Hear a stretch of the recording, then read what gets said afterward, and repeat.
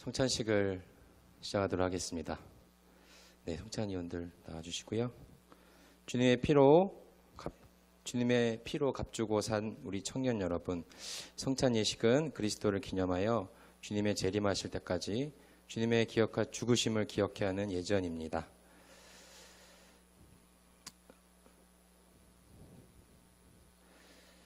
저희들을 강하게 하사 마음의 평안함과 영생의 소망을 확신케 하는데 무한한 유익이 되는 예전입니다. 이 예전에 여러분을 초대합니다. 저희 찬송가 229장 함께 1절 2절만 찬양하도록 하겠습니다.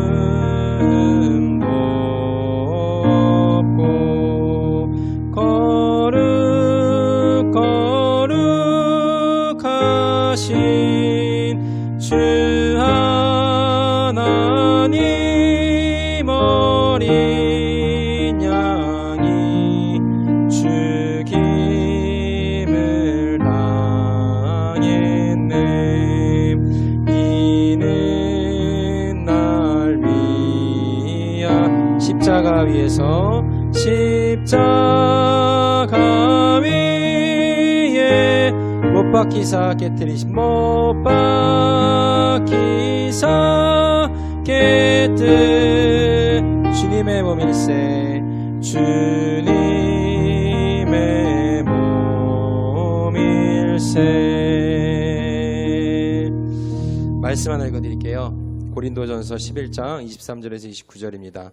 내가 너희에게 전하는 것은 주께 받은 것이니 곧 주 예수께서 잡히시던 밤에 떡을 가지사 축사하시고 떼어 이르시되 이것은 너희를 위하는 내 몸이니 이것을 향하여 나를 기념하라 하시고 식후에 또한 그와 같이 잔을 가지시고 이르시되 이 잔은 내 피로 세운 새 언약이니 이것을 향하여 마실 때마다 나를 기념하라 하셨으니 너희가 이 떡을 먹으며 이 잔을 마실 때마다 주의 죽으심을 그가 오실 때까지 전하는 것이니라. 그러므로 누구든지 주의 떡이나 잔을 합당하지 않게 먹고 마시는 자는 주의 몸과 피에 대하여 죄를 짓는 것이니라. 사람이 자기를 살피고 그 후에야 이 떡을 먹고 이 잔을 마실지니 주의 몸을 분별하지 못하고 먹고 마시는 자는 자기의 죄를 먹고 마시는 것이니라. 아멘. 성찬식 한 번도 안 해본 청년 있습니까? 없죠? 네. 혹시 세례 안 받았다? 네, 오늘 세례 안 받으신 청년은 성찬 예식에 참여할 수 없습니다. 성찬식은 굉장히 중요한 기독교 예전입니다. 수천 년을 이어온 거예요. 저희가 오늘 한번 성찬식을 갔지만 이것은 오늘 한 번이 아니라 벌써 수천 년의 시간 동안 이어져 왔던 주님을 기념하는 예전입니다. 아주 중요한 예전이에요. 주님께서 잡히시기 전날 밤에 제자들을 불러 모으시고 이제 곧 찢길 주님의 몸과 곧 흘릴 주님의 보혈을 성찬식을 통해서 제자들에게 가르쳐 주셨어요. 그리고 이제 곧 죽을 자신의 존재를 제자들에게 알리시면서 나를 기념하라 라고 남기신 소중한 기독교 예전입니다. 성찬에 참여와 함께 우리 모두가 화평케 하신 예수 그리스도를 기억하는 시간이 되기를 소망하고요. 그리스도 안에서 연합이 되는 시간이 될 것입니다. 이것이 바로 우리를 성찬께 참여하게 하시고 주님을 기념하게 하신 하나님의 뜻입니다. 주님께서 잡히시던 밤이었습니다. 우리 주님은 사랑하는 제자들과 같이 마지막 유월절 식사를 하셨습니다. 그리고 그 떡을 떼시면서 말씀하셨습니다. 이것은 너희를 위하여 상하고 찢긴 내 몸이다. 받으라 먹으라.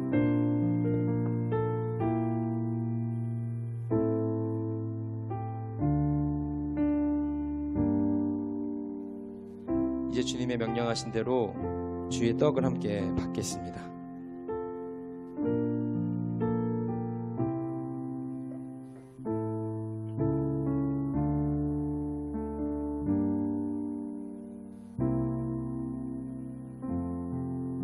기도하겠습니다.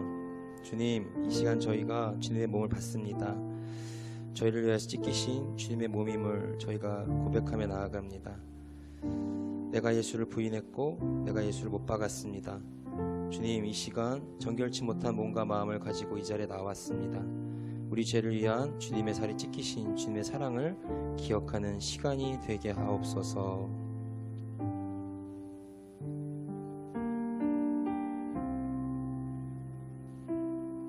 세례 교인들만 성찬에 참여해 주시기 바랍니다.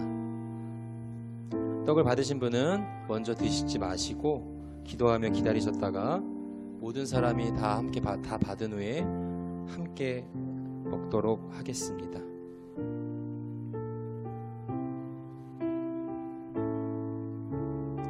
하나님이 세상을 이처럼 사랑하사 독생자를 주셨으니 이는 그를 믿는 자마다 멸망하지 않고 영생을 얻게 하려 하심이라. 하나님이 그 아들을 세상에 보내신 것은 세상을 심판하려 하심이 아니요 그로 말미암아 세상이 구원을 받게 하려 하심이라. 영접하는 자 곧 그 이름을 믿는 자들에게는 하나님의 자녀가 되는 권세를 주셨으니 이는 혈통으로나 육정으로나 사람의 뜻으로 나지 아니하고 오직 하나님께로부터 난 자들이니라. 말씀이 육신이 되어 우리 가운데 거하심에 우리가 그의 영광을 보니 아버지의 독생자의 영광이요 은혜와 진리가 충만하더라. 떡을 못 받으신 분은 손을 들어 표해 주시기 바랍니다. 새 계명을 너희에게 주노니 서로 사랑하라. 내가 너희를 사랑한 것 같이 너희도 서로 사랑하라. 너희가 서로 사랑하면 이로써 모든 사람이 너희가 내 제자인 줄 알리라.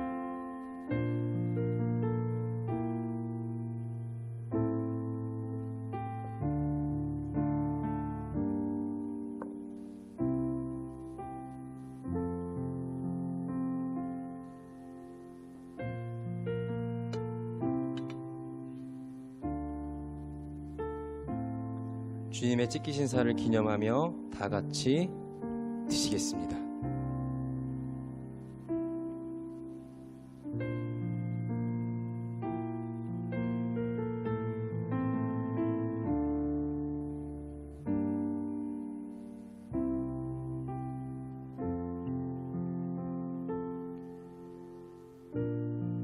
우리 주님은 식후에 잔을 드셨습니다.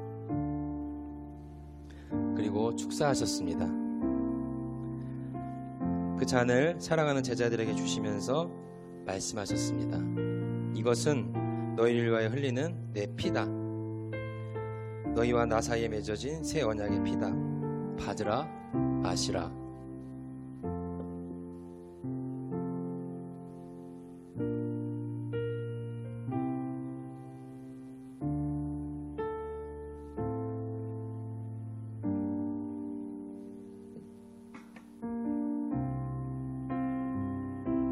이제 주님의 말씀대로 이 잔을 받겠습니다.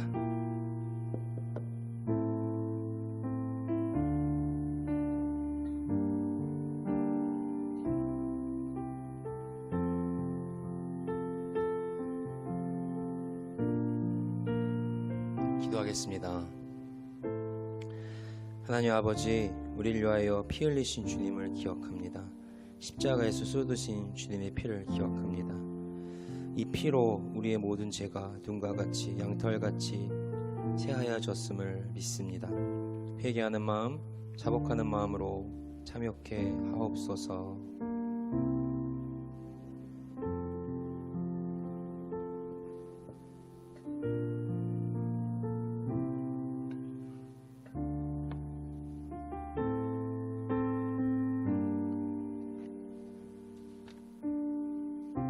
잔을 받으신 분은 받으시고 기도하시는 마음으로 계시다가 모두가 다 받은 후에 함께 드시도록 하겠습니다.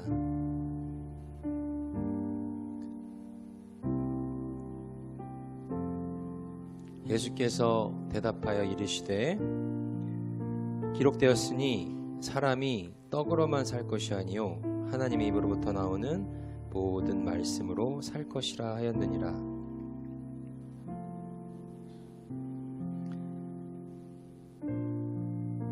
그런즉 너희는 먼저 그의 나라와 그의 의를 구하라.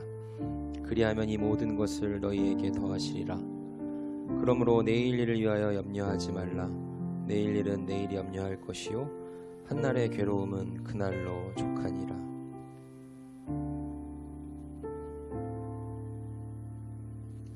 너희는 가서 내가 긍휼을 원하고 제사를 원하지 아니하노라 하신 뜻이 무엇인지 배우라.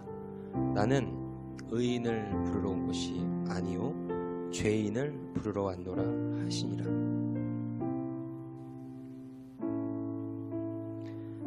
인자가 온 것은 섬김을 받으려 함이 아니라 도리어 섬기려 하고 자기 목숨을 많은 사람의 대속물로 주려 함이니라.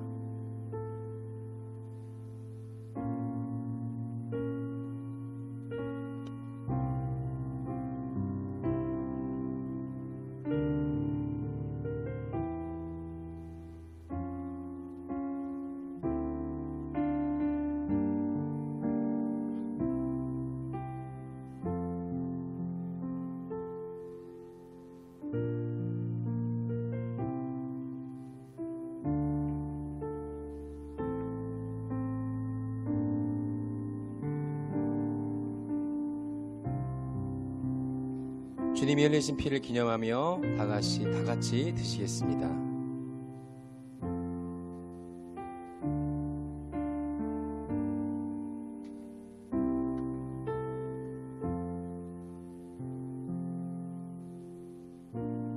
기도하겠습니다. 하나님 아버지, 주님의 살과 피를 나누는 성찬 예식에 참여하게 하시사 주님의 자녀됨을 확증해 주시고 사랑을 언약해 주심 감사드립니다. 이제부터 주님의 살과 피가 우리의 육체를 지배하게 하옵소서. 성령의 인도하심 따라 세상 가운데 평화를 심는 자, 주님의 죽으심과 다시 사심을 증거하는 증인으로 살게 하옵소서. 예수님의 이름으로 기도하옵나이다. 아멘.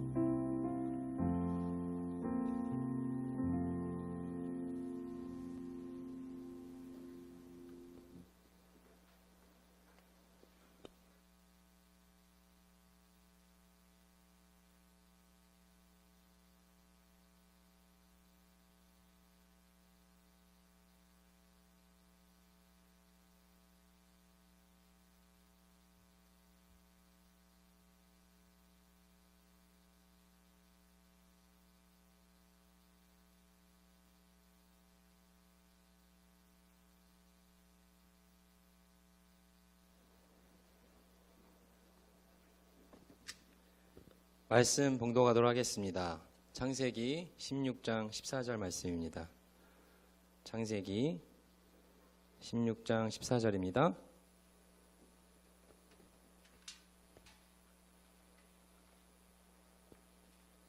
한 절이니까 한 목소리로 합독하도록 하겠습니다.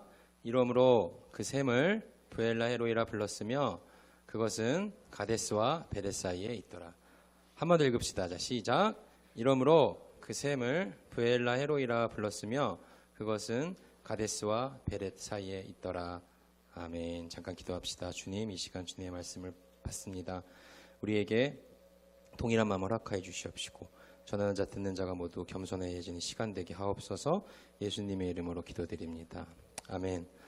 네, 오늘 성찬식이 있어서 벌써 3시 10분이 됐어요. 설교를 10분 안에 마치도록 할게요. 좋죠? 네, 되게 좋았는데.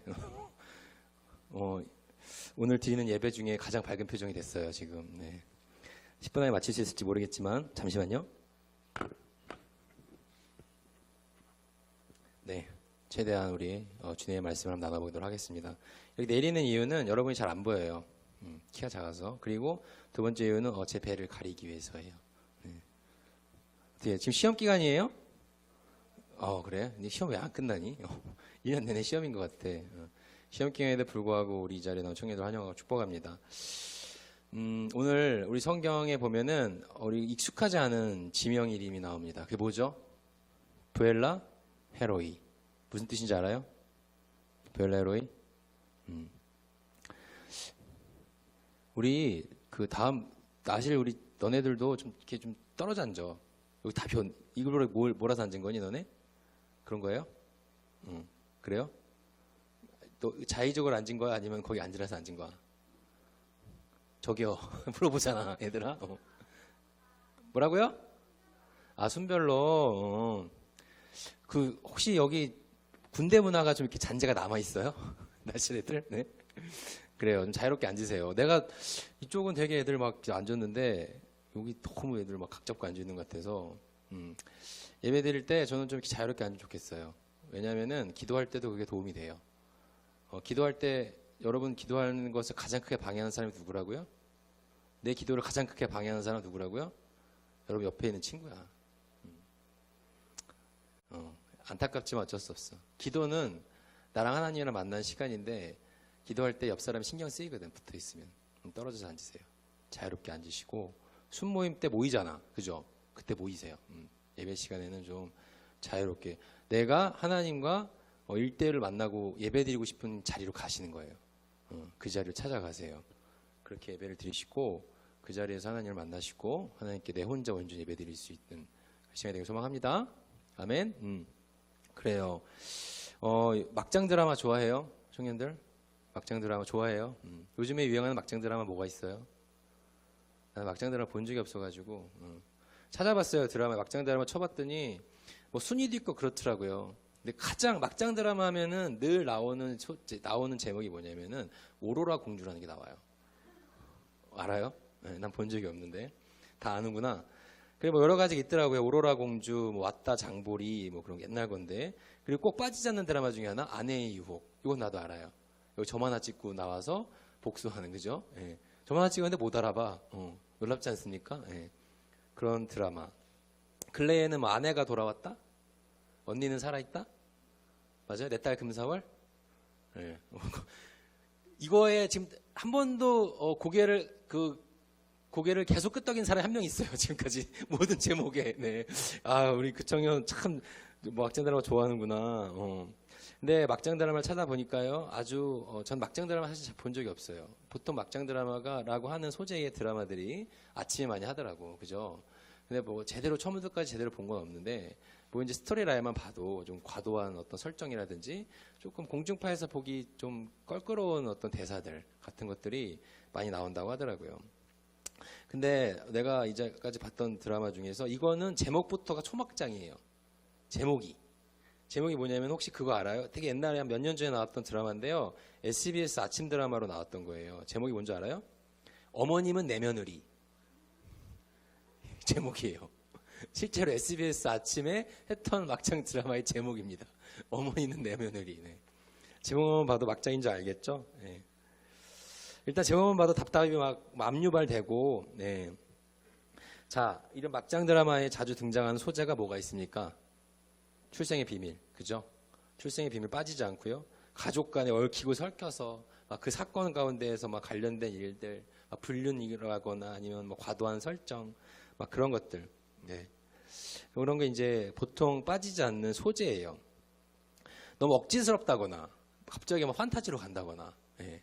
갑자기 눈에서 레이저가 나온다거나, 요즘에는 그런 막장 드라마도 나오더라고요. 출생의 비밀이라든지, 가정사에 관련된 에피소드, 남녀 간 애정과 관련된 소재는 이 막장 드라마에 아주 흔하게 등장하는 소재였어요. 그죠? 너무나 자주 많이 나오는 얘기인 거예요. 그런데, 사실 뭐, 이런 좀 모티브가 좀 과하고 설정이 좀 과하다고 볼 수 있겠지만 이런 가정사와 관련된 이야기들이 드라마라든지 TV 매체에 자주 나온다는 것은 가정사와 관련된 이야기에서 벗어난 사람들은 많지 않다는 거죠.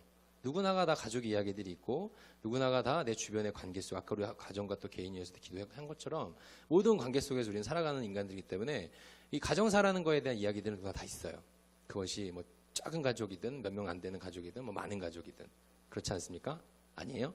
청년들 그렇잖아요. 주변을 둘러보세요. 뭐 저렇게까지 저런 일들이 벌어질 것 같아? 라고 우리는 TV를 보면서 말하지만 그게 사실은 우리 주변에서 실제로 일어나는 일들인 경우가 많이 있어요. 예. 요즘에 TV 채널을 돌다 보면은 그 무슨 채널인지 모르겠는데 제목이 그거예요. 이것은 실화다. 봤어요? 이것은 실화다. 그걸 한번 내가 어느 날 우연찮게 봤어요. 보면서 무슨 말 내가 속으로 계속 입 밖으로 계속 어떤 대사를 쳤는 줄 알아요? 저게 진짜 있었던 일이라고? 저게 진짜 있었던 일이라고? 근데 제목이 뭐라고요? 이것은 실화다. 보면서도 나는 야 저게 정말 있었던 일이라고 하면서 봐요. 진짜 말도 안 되는 일들이 벌어져. 진짜로 막장 드라마에나 나올 것 같은 일들이 거기에 재현의 재연 배우들의 연기를 통해서 브라운관 나오고 있어, TV 화면에. 근데 제목이 이것은 실화다야. 네. 그래서 그런 거 보면서 그래, 우리 인생사나 우리 주변에 있는 일들이 사실은 그런 얘기가 많다라는 생각을 하는 거예요. 그런데 사실은 에이 뭐 이제 저렇게까지 있는 일들이 흔하게 볼 수 있는 일 아니겠지. 막장 드라마에 자주 나오는 소재는 뭐 그냥 소재 중에 하나겠지. 사람들의 이목과 흥미를 끌기 위해서 만들어낸 작가의 상상력이겠지 라고 생각하는 일들이 사실은 많을 수 있는데, 사실은 우리가 오늘 읽은 성경에 나오는 이야기도 사실은 막장 드라마 소재와 비슷한 이야기들이 나오고 있어요. 막장 드라마에 가장 많이 나오는 소재 중에 하나가 바로 출생의 비밀이라고 했죠. 네.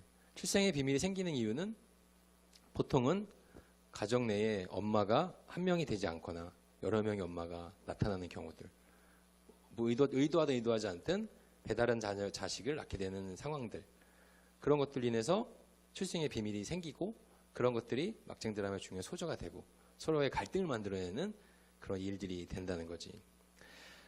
사실 이러한 일들은 과거에는 다반사로 일어난 일들이었어요. 왜냐하면 예전에는 일부일처가 아니었잖아요. 그렇죠? 성경만 보더라도 그런 일들 많이 나와요. 첫째 부인이 임신을 하지 못해서 아기를 가지지 못해서 둘째 부인을 들여서 뭐 대를 잇게 하는 일들은 많이 볼 수가 있는 거예요. 특별히 오늘 우리가 읽은 성경에도 그런 소재가 나와요. 그리고 16장 말씀. 자, 16장 말씀. 소제목이 뭐예요? 성경 갖고 왔죠? 하갈과 누구? 이스마엘이라고. 하갈과 이스마엘. 드라마에서나 볼 법한 이야기들이 성경에 펼쳐지고 있어요.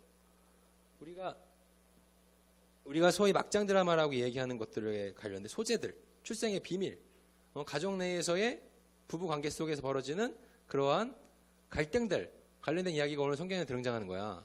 그 세 주인공의 이름은 누구야? 아브라함, 사라, 하갈입니다. 세 명이 등장을 하는 거예요.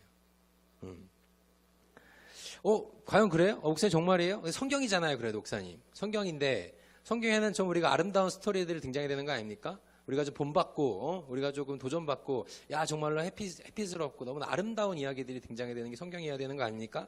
라고 질문할지 모르겠는데, 오늘 우리가 성경을 자세히 보게 되면은 그렇지 않다는 거예요.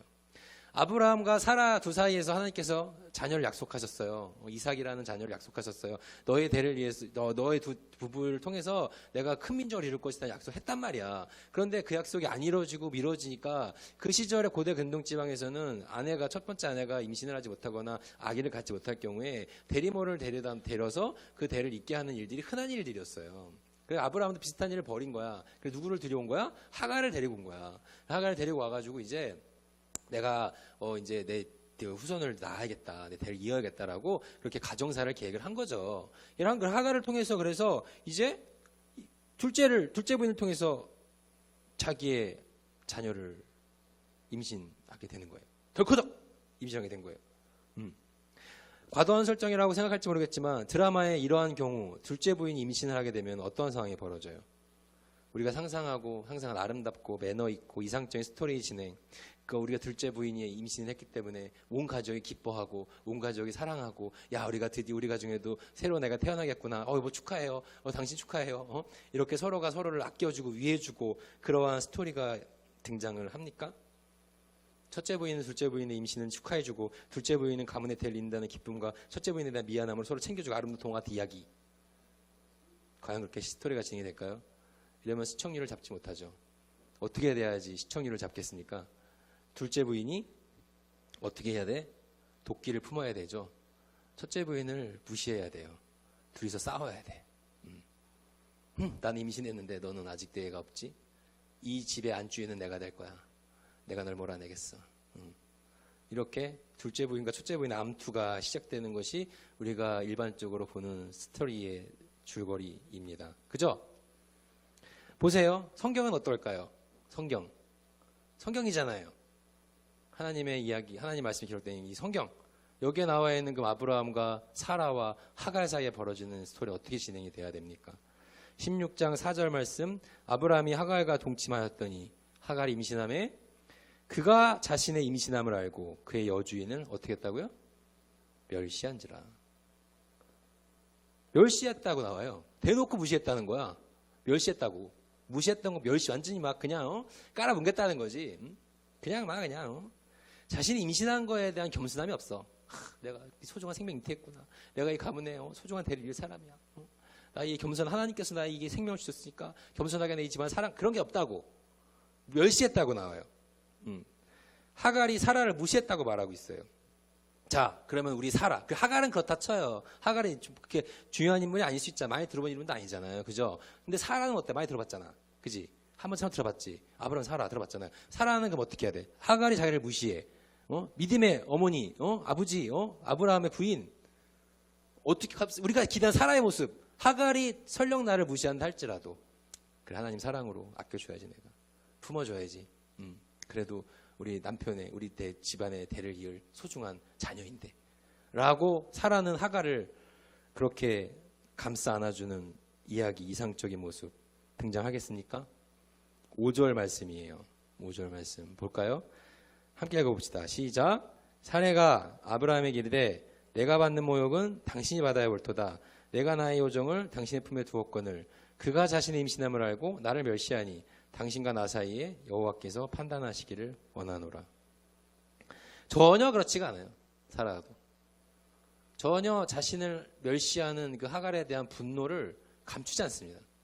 아브라함한테 그냥 쏟아놓는 거야. 당신이 책임져야 되는 거 아니야? 응? 야, 저 여자가 자기 임신한 거 갖고 나 무시하는 당신이 뭐 하고 있어? 어떡할 거야? 라고 사라도 자신의 분노를 아브라함한테 표출합니다. 자, 그럼 이 모든 상황을 보고 있는 아브라함, 집안의 가장, 그죠? 남자잖아요. 그 또 이 시대는 또 옛날 시대고 또 남성 중심적 사고가 좀 있었던 아주 옛날이잖아요. 가장이잖아요. 아브라함 어떻게 해야 돼요? 우리 믿음의 아버지. 보듬어주고, 당신이 참아. 가갖고 좀만 잘하자. 우리가 그래 하나님 믿는 가정인데 서로 사랑해야 되지 않겠어? 좀 더 참자. 다독이고 화목하게 만들어보자. 행동을 좀 조심하자. 이런 이상적 형태의 가장 모습이 나타나지 않아요. 6절 말씀입니다. 함께 볼까요?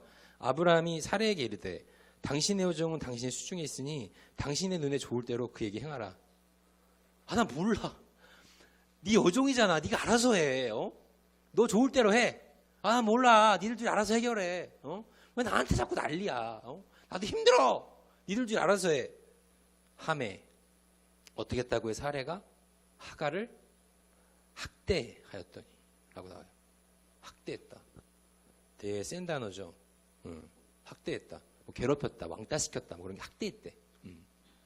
학대라는 단어가 주는 좀 직선적인 부담스러움이 있죠. 학대했다고 나와요. 뭐 상당히 센 단어예요. 이게 나온 걸로 봐서는 정말 지독하게 괴롭혔던 것 같아. 심지어 어떤 사람을? 임신한 사람을. 사례가 이렇게 했다고요. 어때요? 성경에 대한 좀 불신이 생깁니까? 성경이 이래도 돼? 야, 성경인데 그래도 이런 얘기가 나와도 되는 거야? 라는 생각이 듭니까? 근데 성경은 난 이래서 성경이 좋아요.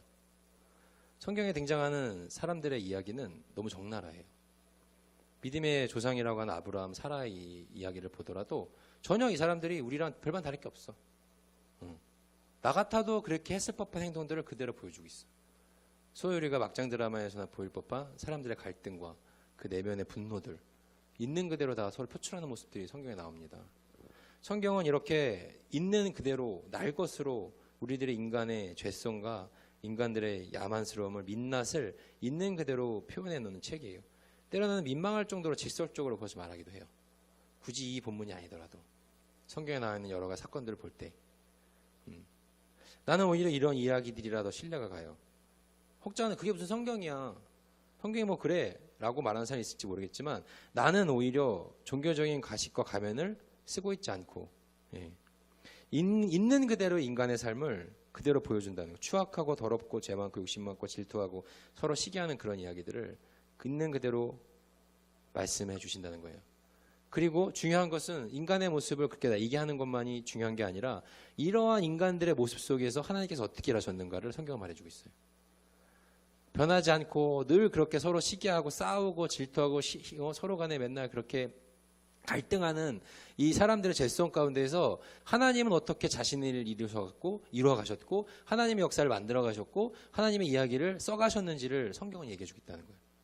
사람들은 늘 변하지 않았어. 성경에 늘 똑같은 거 늘 똑같아요. 성경에서 말하는 사람들의 모습은.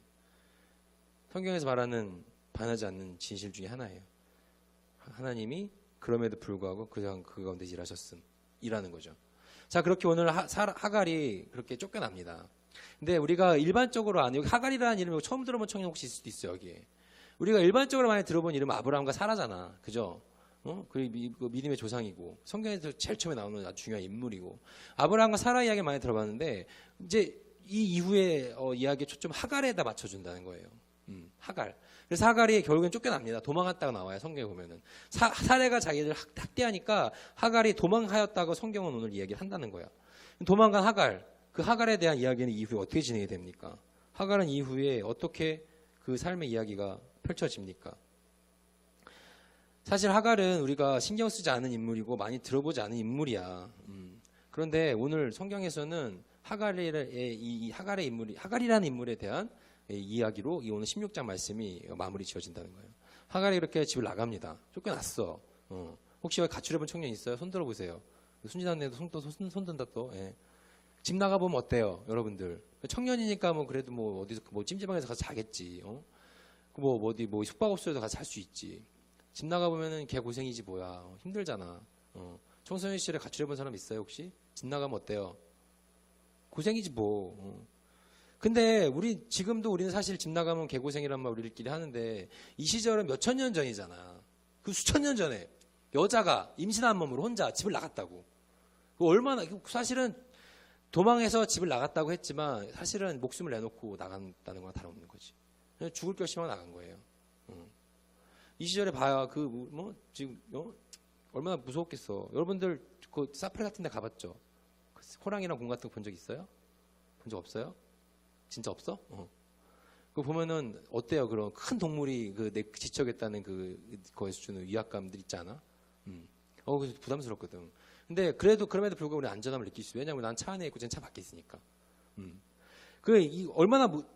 근데 실제로 그 커다란 그 야생 동물을 내 눈앞에서 마주친다는 생각을 해보세요. 이 시절은 그런 시절이었잖아. 마주친다는 생각을 상상을 해봐. 안 무서울 것 같아? 남자 청년들? 목사님, 그 정도, 저 괜찮아요. 저는 제 주먹을 믿습니다. 이런 허세 혹시 있어요? 내가 예전에 한번, 저희 설교가 길어지는데 미안해요. 예전에 한번, 우리 아내랑 같이 설악산에 간 적이 있었어, 설악산. 설악산에 딱 도착을 했는데, 이제 당연히 정상까지는 못 가고, 중간에 어디 그 폭포까지만 갔다 오자. 한 2km 정도 됐던 것 같아. 근데 시간이 애매한 거야. 갈 때까지는 해가 있을 것 같아. 근데 내려올 때 해가 질 것 같아, 왠지. 갈까 말까 하다가 가보자. 그래서 갔어요. 내가 가갖고 비선대라고 하는 폭포 구경하고, 되게 좋다, 경치 되게 좋다. 내려왔어. 근데 내려오는데 어떻게 됐냐면 해가 진 거야. 산속에서 그 경험해봤어요? 해 지는 상황? 겁나 무서워. 장난 아니야. 왜 무서운지 알아? 그래갖고 해가 졌어. 빛도 하나 없어. 그 다윗의 고백이 저절로 나온다. 사망의 음침인 골짜기를 다닐지라 내가 해를 두려워하지 않을 것은 저절로 나와요. 실사판. 이거 걸어오는데 빨리 가자. 내려오는데 난 정말로 그때 평생 잊을 수 없는 경험을 했잖아요. 오는데 이 길을 저쪽 그 나무 그 숲속에서 인기척이 난 거예요. 근데 인기척이 아니야. 이게 사람의 기척이 아니라 짐승의 기척이야. 뭔지 알아요? 그렇게 막 땅을 파고 있었던 것 같은 이 낙엽 부스러기를 막 해집는 그런 소리가 들리는 거야. 얼마나 무서운지 공감 안 되지. 근데 순간 이제 발이 이제 얼은 거죠. 못 걸어가겠더라 더 이상 저 앞에. 예. 자연스럽게 아내의 손을 잡았어요. 무섭다. 살려줘. 어떻게 하면 좋지? 큰일 났다. 그랬는데 그 짐승이 소리를 낸 거야. 푸르륵 그런 소리를 냈어요. 근데 아마 내가 봤을 때 멧돼지였던 것 같아. 지금 생각해 보면은. 근데 그때 당시에 나는 강하게 확신했잖아. 설악산에 호랑이가 사는구나. 호랑이 멸종하지 않았다 절대. 너무 무서워. 나는 정말 좀 부끄러운 고백이지만 이러다가 오줌 싸는구나 진짜. 그거 경험 안 해봤죠? 너무 무서우면 진짜 오줌 싸겠더라 진짜. 아마 아내가 옆에 있었으면 쌌을 거예요. 너무 무서운 거예요, 정말. 야, 진짜 진짜로 다리가 사시나무 떨듯이 떨린다는 말을 나는 실사판에 경험했잖아요. 네. 그래서 나는 아내 손을 꽉 잡았어요. 그리고선 그 자리를 속히 벗어나겠다. 거의 뛰어 내려가다시피 걸어 나왔죠. 놀라운 사실은 뭔지 알아요? 우리 아내는 내가 되게 든든했대. 나 혼자 무서워 죽는 줄 알았는데요. 근데 그때 나는 이 인간의 연약함을 너무 절실히 느꼈어. 사람이 이렇게 연약하구나. 야, 이 짐승, 한낱 짐승 앞에서 눈에 보이지도 않았어요. 기척만 느꼈을 뿐이고 푸르럭거리는 울음소리 한번 들었을 뿐이야. 근데 밤에 내가 봤을 때 엄청 큰 짐승이었던 것 같아. 정말 너무 컸어. 그 소리가 주는 위압감이 어마어마하더라고요. 아, 정말 무섭더라고요. 그래서 나는 성경에서 이런 구절 볼 때마다 그때 생각해봐. 아이나, 야, 하갈 진짜 무서웠겠다. 그 수천 년 전에 여자 혼자의 몸으로, 그것도 죽으러 나온 건 다름없다는 거예요. 그만큼 하갈이 어떻게 했다? 절박했다는 거지. 못 살겠다. 물론 하갈도 잘한 거 없지만 그래도 내가 얼마나 사라가 이렇게 혹독하게 학대를 했는지를 우리가 알 수 있는 대목인 거예요. 사라는 하갈이 그렇게 집을 나옵니다. 정말 힘들고 어려운 상황인 거예요. 사실은 성경에서 조연받게 되지 않는 인물이에요. 하갈은 주목받지 못한 인물일 수 있어요. 근데 하나님께서는 이 하갈의 부르짖음도 외면하지 않았다는 것이 성경의 결론입니다. 한 샘 곁에서 하나님께서 하갈을 만나주세요. 그리고 하갈한테 위로해 주시고 회복의 말씀을 선포하시고 내가 너의 자녀를 통해서도 큰 민족을 이룰 것이다. 너 이제 그만 집에 돌아가. 이제 힘을 내. 용기를 내. 하고 하나님께서 하갈을 만져주시거든요. 그리고 나서 오늘 16장 15절 말씀 14절 말씀 그렇게 하갈이 그 여호와의 사자 하나님을 만나고 나서 그 샘의 이름을 부엘라 헤로이라고 부르게 된 거예요. 부엘라 헤로이. 부엘라 헤로이는 하갈의 삶 속에서 가장 밑바닥이었고 자신의 삶을 내어놓고 싶었던 그런 정말 절박한 순간 속에서 하나님이 만져주시고 하나님께 만나주신 장소에 대한 하갈의 신앙의 고백에 담겨있는 장소입니다. 나를 감찰하시는 이의 우물이라는 뜻이에요. 부엘라 헤로이. 하나님께서 이 우물에서 나를 살펴주셨어. 하나님이 이 샘 곁에 있을 때 나를 만나주셨어. 하나님께서 이 자리에 있을 때 나를 위로해 주셨어. 라고 하갈은 그 이후에도 그 샘을 지날 때마다 그 자리에서 나를 만나서 하나님을 기억했겠죠. 이 말씀은 요한복음 4장에 등장하는 수가성에서 만난 예수님의 모습이랑 비슷합니다. 수가성이 사마리아 여인 또한 예수님을 샘 곁에서 만나거든요. 그리고 예수님으로 인해서 구원을 받게 되고 새로운 복음을 듣게 되는 일이 벌어지죠. 회복되잖아. 비슷해. 사실 오늘 우리 말씀에서 16장 14절 말씀에서는 그 샘을 부엘라 헤로이라 했지만 16장 7절 말씀 한번 볼까요?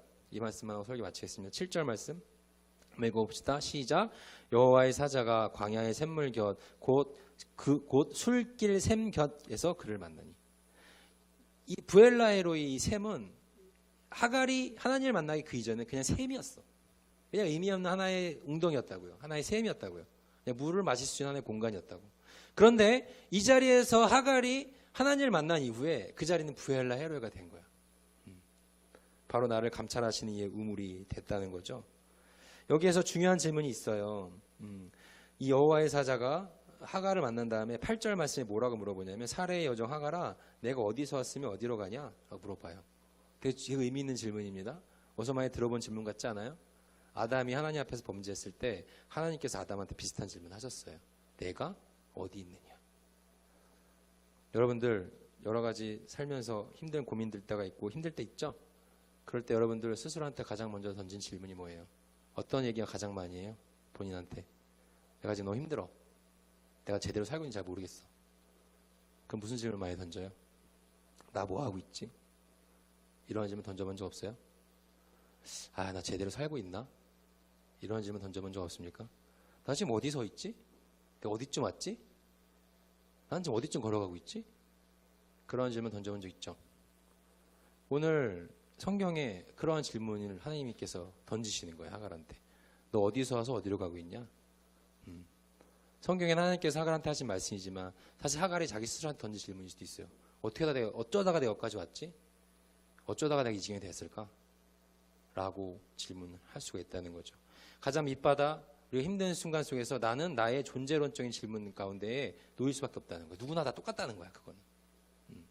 중요한 것은 우리는 믿는 사람으로서 신앙의 고백을 갖고 나간 사람으로서 그 바닥 속에서 하나님의 보호하심과 하나님의 궁히 여기심을 경험할 수 있는 그런 은혜가 우리 가운데 가까이 있다는 거예요.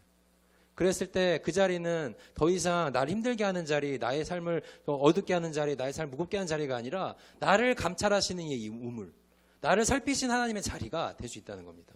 그 자리 가운데 역사하시는 하나님을 만날 때. 내가 제일 처음에 자리 얘기했는데 그래서 나는 자리를 되게 중요하게 생각해요. 여러분만의 자리가 있으면 좋겠어. 나는. 여러분 그렇잖아요. 예배 드리려면 내가 꼭 앉고 싶은 자리 있죠? 그렇잖아. 내가 꼭 앉고 싶은 자리 있어. 거기에 딴 사람이 앉아있으면 걔 열받아. 그죠? 내 자리인데? 사실 네 자리야 거기가? 아니잖아. 먼저 온 사람이 임자지. 근데 내 자리에 대한 우린 다 마음에 욕심들이 조금씩 있어요. 근데 그 자리가 내 거라는 거에 대한 욕심이 아니라 그 자리를 통해서 내가 하나님을 만나고 그 자리를 통해서 하나님께 나아갈 수 있는 자리가 되게 소망하는. 예전에 있던 교회에 어떤 집사님이 그런 얘기 많이 했었어. 목사님, 저기 저 자리가 제가 제일 아끼는 자리예요. 왜요? 제가 저기서 하나님 만났거든요. 그 얘기가 참 감동적으로 내 마음속에 나왔던 적이 있어요. 여러분 삶의 자리, 바로 그 자리가, 그 자리에서 하나님께 부르짖고 하나님의 인도하심을 구하고 하나님께서 그 자리 가운데 나를 만나주시기 바란다면 여러분 그곳이 바로 부엘라 헤로이입니다. 여러분을 감찰하시는 하나님의 자리가 될 것이고 여러분을 감찰하시는 하나님 우물이 될 것입니다. 그렇게 하나님을 만나고 체험하고 여러분 서 있는 그 자리에서 하나님의 살아계심을 경험할 수 있는 다우 성인들 될 수 있기를 간절히 소망합니다. 아멘. 기도합시다. 주님, 우리 오늘도 부엘라 헤로이, 나를 감찰하시는 이 우물이라는 말씀을 통하여서 나를 사랑하시고 내 삶의 자리 가운데 함께 하신 주님을 생각해 봤습니다.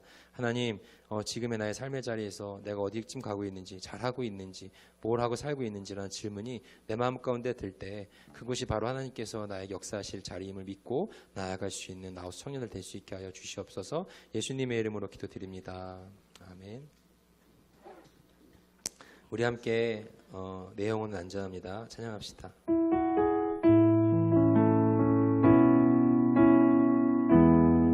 내 아버지, 내 아버지,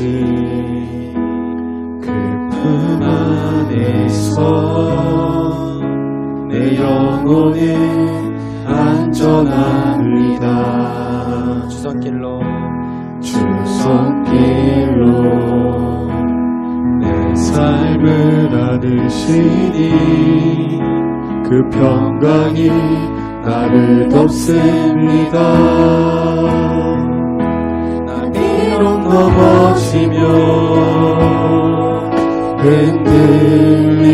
흔들리지만 주 내 안에 거하며 나를 붙드시니 내 생각을 주께로 돌리고 주시는 평강에 옷을 입습니다. 주 약속 안에서 주 약속 안에서 내 영혼 평안해. 내 뜻보다 크신 주님에게는 나 신뢰해. 두려움 다 내려놓고 주님만 의지해. 주 안에서 내 영혼 안전합니다. 주 약속 안에서 주 약속 안에서 내 영혼 평안해. 내 뜻보다 크신 주님에게 나 신뢰해. 두려움 다 내려놓고 주님만 의지해. 주 안에서 내 영혼 한 번 더 외워봅시다. 주 약속 안에서 주 약속 안에서 내 영혼 평안해. 내 뜻보다 크신 주님에게 나 신뢰해. 두려움 다 내려놓고 주님만 의지해. 주 안에서 내 영혼 안전합니다. 사랑하는 청년 여러분, 두 눈을 감으시고 우리 함께 기도합시다. 주님, 제가 지금 어디쯤 서 있는지, 내가 어디쯤 가고 있는지, 나 잘 살고 있는지 요즘 질문이 좀 혹시 들 때가 있는 청년이 있습니까? 주님 앞에 이 시간 고백합시다. 주님께서 말씀하십니다. 그 자리가 부엘라 헤로이의 자리가 될 것이라고. 주님께서 그 자리에서 여러분을 지켜보고 계시고 감찰하고 계시고 보고 계시다고 이 시간 말씀하십니다. 사랑하는 청년 여러분, 여러분이 어느 자리에 서 있든 어느 위치에 걸어가고 있든 그 자리가 주님께서 여러분을 감찰하시는 우물임을 기억하며 나아가십시오. 부엘라 헤로이, 나를 감찰하신 하나님께서 오늘 이 시간 가운데 우리의 마음까지 충만히 임하시기를 이제 간절히 바라는 마음으로 기도하며 나아가도록 하겠습니다. 우리 기도합시다. 주님, 이 시간 기도합니다. 하나님, 내 영혼이 주님 품 안에서 항상 안전할 줄로 믿습니다. 주님, 주 손길로 내 삶을 안으시고 주님 평강의 나를 덮을 때에 너가 비록 넘어지며 흔들리며 또 어디로 가고 있는지 모를 때에 주님이 사랑의 나를 붙들고 주님 안에 거하고 있고 주님께서 내가 나의 삶을 감찰하고 계시고 지켜보고 계심을 믿고 나아갑니다. 하나님, 이 시간 기도하고 고백하며 나아갑니다. 주님, 내가 서 있는 그 자리, 내가 어디로 가고 있는지 모르겠고 잘하고 있는지, 주님 내가 어디쯤 서 있는지 어디쯤 걸어가고 있는지 하나님 의문이 들 때가 많이 있지만 하나님 그 자리 가운데에 주님께서 말씀하고 계신 줄 믿습니다. 네가 어디로 와서 어디로 가고 있느냐라고 말씀하신 주님의 그 음성이 주님, 내가 지금 이런 상황이 있다고, 내가 지금 이렇게 어렵다고, 내가